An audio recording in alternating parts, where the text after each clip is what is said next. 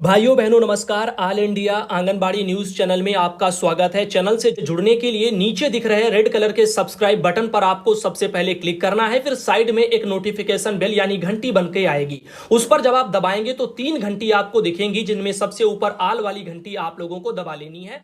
आंगनबाड़ी सेविका सहायिका मिनी बहनों, आज सुबह की सच्ची खबरों में आप सभी का स्वागत है। खबरें शुरू करने से पहले आपको बता दें, एक दुखद समाचार आया है जिसको आंगनबाड़ी बहन जो हरफा बेगम है, उत्तर प्रदेश राज्य के बदायूं जिले से आती हैं और इनका ब्लॉक है सहसवान। वहां से उन्होंने कहा है कि हमारी एक बहन है जिनका नाम मिथिलेश है, जिनका 31 मार्च को अभी इंतकाल हो गया है यानी निधन हो गया है।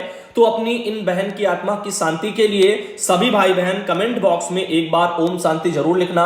अब मिथिलेश बहन हम सबके बीच में नहीं रही हैं। साथ ही साथ बात करना चाहेंगे, खबरों की तरफ बढ़ते हैं। आंगनबाड़ी बहनों उत्तर प्रदेश की, आप सबके लिए 2-2 साड़ी जो है देने के लिए सरकारी आदेश आया है। आइए इसके बारे में थोड़ी चर्चा कर लेते हैं। और भी खबरें वीडियो में लगी हैं, सभी राज्यों के भाई बहनों वीडियो को पूरा जरूर देख करके जाना। साथ ही साथ आप सबसे छोटी सी विनती है, जो भाई बहन चैनल से ना जुड़े हो वो चैनल को सब्सक्राइब कर लें, अपनी बेल को भी आल पर दबा लें। देखिए यहां पर ये जो सरकारी आदेश है साड़ी वाला, ये 30 मार्च को उत्तर प्रदेश में निदेशक राज्य पोषण मिशन की तरफ से समस्त जिलाधिकारी उत्तर प्रदेश के, समस्त मुख्य विकास अधिकारी उत्तर प्रदेश के इन लोगों को भेजा गया है और कहा गया है कि पोषण अभियान के अंतर्गत आंगनबाड़ी कार्यकर्ती और सहायिका बहनों को 2-2 अतिरिक्त साड़ी उपलब्ध कराने के संबंध में है, यानी ड्रेस वगैरह आएगी। तो आइए और इसको विस्तार पूर्वक हम लोग जानने का प्रयास करते हैं। इसमें लिखा है कि यहां पर 24/2/2021 के क्रम में आंगनबाड़ी सहायिका को प्रदेश के 75 जनपदों में प्रत्येक आंगनबाड़ी कार्यकर्ती को गुलाबी रंग की और सहायिका को पीले रंग की। तो कलर तो आप लोगों को पता हो गया, आंगनबाड़ी बहनों को गुलाबी रंग की और सहायिका बहनों को पीले रंग की। लेकिन दिक्कत क्या है, इसमें लिखा है ये 2-2 साड़ी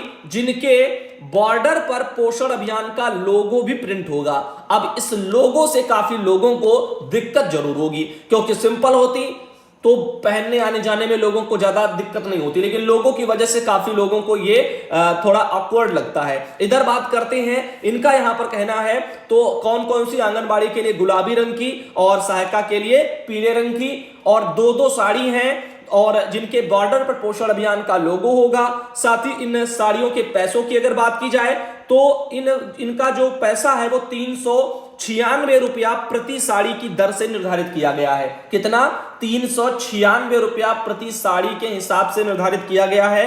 ये यहां पर आपको मिलने वाली है। तो अब देखो 396 पता नहीं क्यों रख दिया गया, 4 रुपए कम है 400 रुपए में। अब मान लो 800 रुपए हो गए, अब 800 रुपए में 8 रुपए कम आप लोगों को समझो साड़ी के हिसाब से पैसे गवर्नमेंट ऊपर से दे रही है। और ये साड़ी कैसे क्या आएंगी उसके लिए भी पूरा यहां पर दिया हुआ है। चलिए इस पर भी थोड़ा बात कर लेते हैं। तो यहां पर अभी इनकी देखो जांच वांच होगी, इनकी गुणवत्ता का जो है ख्याल रखा जाएगा, यानी ठीक ठाक है कैसी है। तो जिलाधिकारी को इसके बारे में जो जिम्मेदारी सौंपी गई है वही अपने निर्देशों में इसकी जांच करवाएंगे जिलाधिकारी, और साड़ी की गुणवत्ता को देखेंगे, उसके बाद में ये वितरण की जाएंगी। अब देखिए आंगनबाड़ी कार्यकर्ती सहायिका बहनों की साड़ी वर्दी से संबंधित ये एक साड़ी भी आई है, जिसमें आपको बता दें मंडलों के नाम, जनपदों के नाम और जनपदों में कितने स्वीकृत टोटल आंगनबाड़ी केंद्र हैं और कितनी आंगनबाड़ी बहनें हैं जो जनपद में अभी मौजूदा समय में कार्यरत हैं। साथ ही कार्यरत जो सहायिका बहनें उनकी भी संख्या, आपूर्ति की जाने वाली जो साड़ी हैं उनकी सबकी संख्या, इस तरीके से यहां पर ये जानकारी आ रही है। चलिए आगे चलते हैं। अब जनपद वाइज इसके बारे में बताने से बढ़िया है आपको इसके बारे में बताया जाए।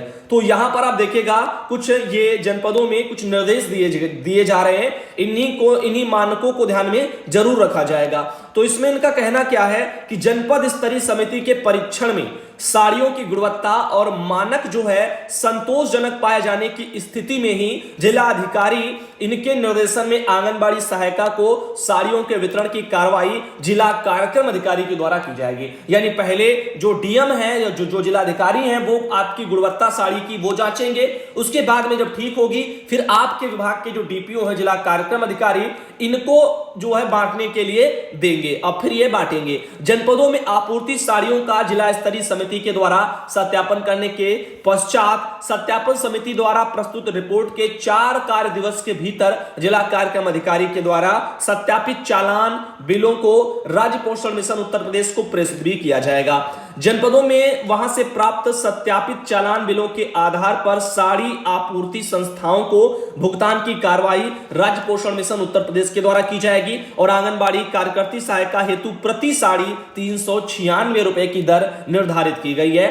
तो ये तो यहां पर साड़ी वर्दी यानी ड्रेस के लिए हो गया आंगनबाड़ी बहनों जो उत्तर प्रदेश की हैं। ये कपिल सिंह जी हैं निदेशक आपके, उनके द्वारा ये लेटर उत्तर प्रदेश में जारी हुआ है। चलिए आगे चलते इस जानकारी को सोमवती शर्मा बहन जो कानपुर नगर से आती हैं भेजा है, बहन को बहुत बहुत धन्यवाद। साथ ही साथ एक अगली जो जानकारी आ रही है नंदा देवी जो है आंगनबाड़ी कार्यकर्ता, इनके द्वारा बहन के द्वारा एक जानकारी भेजी गई है और ये ब्लॉक इनका सरेनी रायबरेली इस तरह से उन्होंने लिखा है। आइए देखते हैं इनका क्या कहना है। इनकी दरअसल समस्या है, थोड़ी बड़ी समस्या है और आप लोगों के पास भी यही समस्या बहुत लोगों के मन में होगी जिनका भी समूह में जो है कोई ना कोई पद चल रहा है, या तो समूह के अध्यक्ष हैं या फिर समूह में सदस्य हैं, तो इसके बारे में दिक्कतें हैं। कुछ दिन पहले आपने यूपी के एक जिले में देखा था कि समूह में जो बहनें हैं उनके नाम लिखे जा रहे हैं, उनका विभाग जांच कर रहा है, उसके बाद उनके ऊपर कार्रवाई भी की जाएगी। इसके बारे में एक डीपीओ का लेटर आपने देखा था। इधर बात करते हैं, इनका कहना है कि हमारे ब्लॉक स्तर से हम लोगों की एक मीटिंग बुलाई गई थी,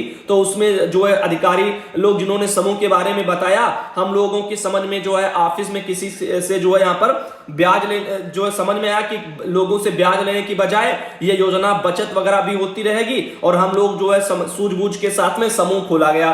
तो आज सरकार कह रही है कि हम लोग राशन में कोई गड़बड़ी करेंगे, अगर हम लोगों का 5500 रुपए में पेट नहीं भरता है तो हम लोगों से 3 वर्ष का पता नहीं क्या लिखा हुआ है, ये हक खाकर हम क्या पाएंगे, वो बच्चे तो हमारे हैं। तो बहन आप ये सोचती हैं, लेकिन हर कोई ये नहीं सोचता। ये भी एक तो कड़वा सत्य है, क्योंकि हाथ की जैसे पांचों उंगली बराबर नहीं है, वैसे ही समाज में रहने वाले लोग बराबर नहीं है और हर कोई जानता वैसे ही आंगनबाड़ी वर्कर भी हमारी एक जैसी नहीं है। ये हमसे बेहतर आप लोग खुद ही अपने ब्लॉकों में समझती हैं, तो इसके बारे में ज्यादा कहने की आवश्यकता नहीं है। लेकिन अब जो ऊपर से ऑर्डर आया है तो वो उस जिले का दिखाया गया था, बाकी आप अपने जिले का अपने विभाग से पूछ लेना, उसके बाद ही जो करना। वैसे इतना गंभीर मुद्दा नहीं है, लेकिन आप जो है अगर समूह में हैं तो राशन वाला झंझट ही मत रखना, राशन उठाने अपने आप ये सब करने इन चीजों की तरफ बढ़ना ही मत। बाकी जो अन्य आपके समूह वाले हैं जहां के उनको ले जाने दीजिए, गांव में तो कई होते हैं, लेकिन आप ही सारी चीजों की जिम्मेदारी मत लेना, एक साथ इतने इतने पदों को संभालने की कोशिश मत करना। इधर बात करिएगा विशेष संचारी रोग नियंत्रण एवं दस्तक अभियान माह अप्रैल 2022, यहां पर आपको अवगत कराना चाहेंगे आंगनबाड़ी बहनों, दस्तक अभियान 15 अप्रैल से 30 अप्रैल के बीच में चलने वाला है। आजमगढ़ से बिंदुवार की जाने वाली कार्रवाई यहां पर आपकी स्क्रीन पर प्रदर्शित हो रही है। पूरे यूपी के लिए हमने पहले इसके बारे में बता रखा है। चलिए एक बार इसमें और जो है अपना ध्यान आकर्षित करते हैं। इसमें लिखा है 12 अप्रैल से 14 अप्रैल तक प्रस्तावित है। क्या है आइए देखते हैं। ब्लॉक चिकित्सालयों पर आशा, एएनएम और आंगनबाड़ी बहनें, इनका संवेदीकरण होगा। ब्लॉक अधीक्षक प्रभारी चिकित्सा अधिकारी एचईओ और बीसीपीएम और बीपीएम इनके द्वारा प्रशिक्षण कराया जाएगा 12 अप्रैल से 14 अप्रैल के बीच में। साथ ही साथ आगे देखिए लिखा हुआ है 14 अप्रैल को क्या कार्यक्रम प्रस्तावित है।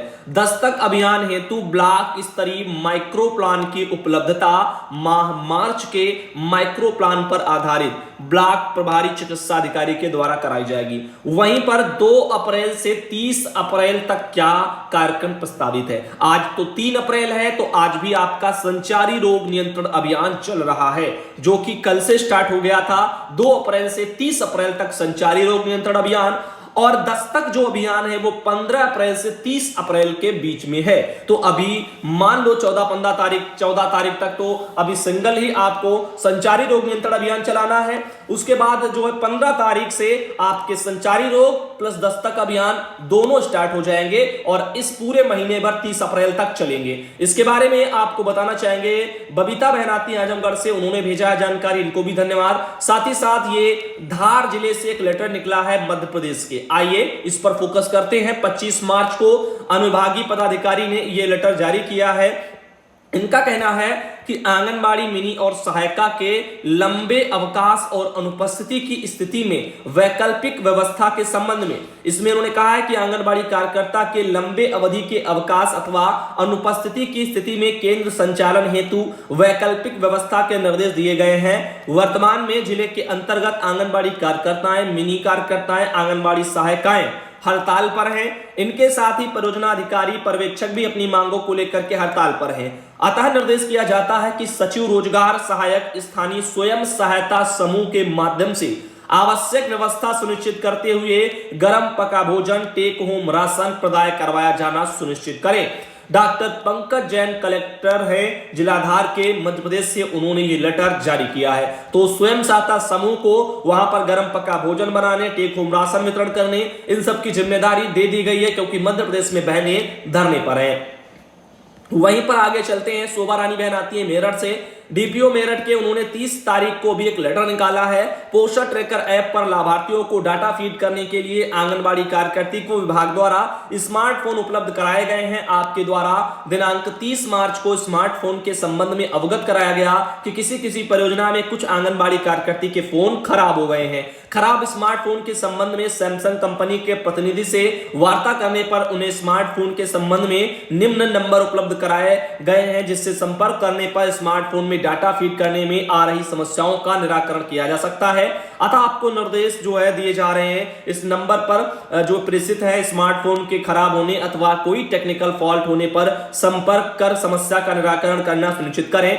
टेक्निकल सपोर्ट हेल्पलाइन नंबर आप सब बहनों भी चाहो तो नोट कर लो, यूपी की 012048063030। ये टेक्निकल सपोर्ट हेल्पलाइन नंबर है। स्मार्टफोन में किसी भी सपोर्ट अथवा समस्या के समाधान के लिए श्री राहुल जी, उनके जो मोबाइल नंबर है 9289295610, इस पर संपर्क करके समस्या का समाधान जो है करना सुनिश्चित करें। तो 9289295610 विनीत कुमार सिंह डीपीओ मेरठ, उनके द्वारा यह लेटर जारी किया गया है। वहीं पर हमारे पास भेजा था शोभा रानी बहन जो मेरठ से आती हैं, बहन को धन्यवाद। साथ ही महानिदेशक स्कूल शिक्षा, राज्य परियोजना निदेशक कार्यालय से उत्तर प्रदेश में 31 मार्च को अभी 2 दिन पहले एक लेटर जारी हुआ है। मंडलीय सहायक शिक्षा निदेशक हैं बेसिक शिक्षा विभाग के, उन्होंने इनको भी लेटर और जिला बेसिक शिक्षा अधिकारी, इनको भी लेटर जो है पूरे उत्तर प्रदेश में भेजा गया है। विद्यालय तैयारी मॉड्यूल के अंतर्गत कक्षा 1 में 12 सप्ताह की गतिविधि कैलेंडर संचालन के संबंध में है। तो आपने यूपी में, उत्तर प्रदेश में यानी यूपी में ही आंगनबाड़ी बहनों में प्री प्राइमरी कक्षाओं को लेकर के भी 12 सप्ताह का कैलेंडर देखा। अब कक्षा 1 वालों के लिए भी आया है। अब कक्षा 1 वालों के लिए हम अलग से एक वीडियो लाएंगे और उसमें आप सब बहनों को समझाएंगे। अभी इसमें भी बहुत कुछ लिखा हुआ है, देखिए 1 अप्रैल से 20 अप्रैल कक्षा 1 में बच्चों का नामांकन एवं चयन के अंतर्गत अभिभावकों का अभिमुखीकरण। 25 अप्रैल से 14 मई कक्षा 1 में विद्यालय तैयारी गतिविधि कैलेंडर में दिए गए सप्ताह 1, 2, 3 की गतिविधि का संचालन। 16 मई से 15 जून ग्रीष्म अवकाश रहेगा। तो आप आंगनबाड़ी बहनों इस बात से भी अंदाजा लगा सकती हैं, 16 मई से 15 जून तक ग्रीष्मकालीन अवकाश चलने वाले हैं। 16 जून से 25 जून 3 सप्ताह की गतिविधियों को दोहराया जाएगा। 27 जून से 30 जो है यहाँ पर जुलाई गतिविधि कैलेंडर के 4 से 8 सप्ताह की गतिविधियों का संचालन। 1 अगस्त से 27 अगस्त गतिविधि कैलेंडर के 9 से 12 सप्ताह की गतिविधियों का संचालन। 1 सितंबर से 15 सितंबर प्रगति आकलन एवं अभिभावकों के साथ चहक द्वितीय चरण पर क्रियान्वयन। इस तरह से यहाँ पर कुछ इनके जो कक्षा 1 वाले बच्चे हैं इनके लिए तैयारी हो रही है पढ़ाई की। अब इसमें देखिएगा, इसमें और क्या ऊपर लिखा है, कृपया अवगत होने का कष्ट करें कि राष्ट्रीय शिक्षा नीति 2020 द्वारा निपुण भारत के अंतर्गत पूर्व प्राथमिक शिक्षा को मूलभूत साक्षरता के प्रथम सोपान के लिए जो यहां पर चिन्हित किया गया है। बाल मनोवैज्ञानिक के दृष्टिकोण से यदि बात की जाए तो यह स्पष्ट है कि 80% मस्तिष्क का विकास 6 वर्ष की आयु के पूर्व हो जाता है। उक्त के दृष्टिगत पूर्व प्राथमिक कक्षाएं एवं उनमें सीखने का आधार अत्यंत महत्वपूर्ण है। इसके साथ निपुण भारत के निर्देश और इनको स्पष्ट इनमें दिया गया है कि प्रत्येक बच्चा कम से कम 5 से 6 वर्ष में 1 वर्ष के बाल वाटिका के रूप में गतिविधि आधारित भाषा और अंकीय दक्षता के पूर्व प्रत्ययों जिनको हम यहाँ पर जो है उनसे सीखें। और निपुण भारत के बच्चों के विकास के लिए मुख्य 3 आयामों को आधार बनाते हुए औपचारिक शिक्षा से जोड़ने के लिए 12 सप्ताह की गतिविधि पर विद्यालय तैयारी प्रक्रिया पर विशेष जोर दिया गया गया है।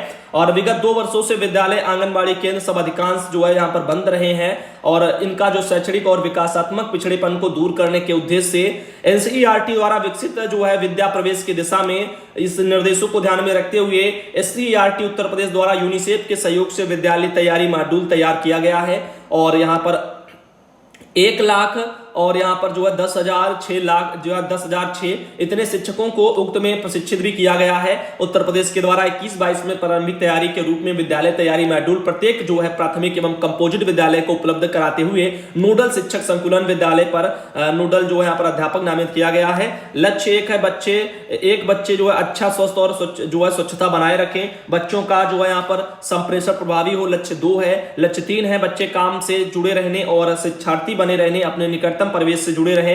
तो 12 सप्ताहों का कक्षा 1 वालों के लिए भी जो है शेड्यूल आया है। इसके बारे में अलग से एक वीडियो लाएंगे और आप सब भाई बहनों को समझाएंगे। जानकारी को इंद्रवती बहन कासगंज से आती, उन्होंने भेजा है, बहन को धन्यवाद। साथ ही आशा आंगनबाड़ी ने दिया है धरना। इटावा से इस तरह की खबर निकली है। ट्रेड यूनियनों की 2 दिन की हड़ताल में ये सब जो है जानकारी निकल के आई है। रसोईया बहनें हो चाहे आंगनबाड़ी बहनों हो चाहे आशा बहनों हो, सबकी समस्या सेम है और सब अपनी समस्याओं के लिए अभी 28-29 को 2 दिन वाली जो हड़ताल थी उसमें बहनों ने अपनी समस्याओं को यहाँ पर कलेक्ट्रेट तक जो है यहाँ पर पहुंचाने की कोशिश की है।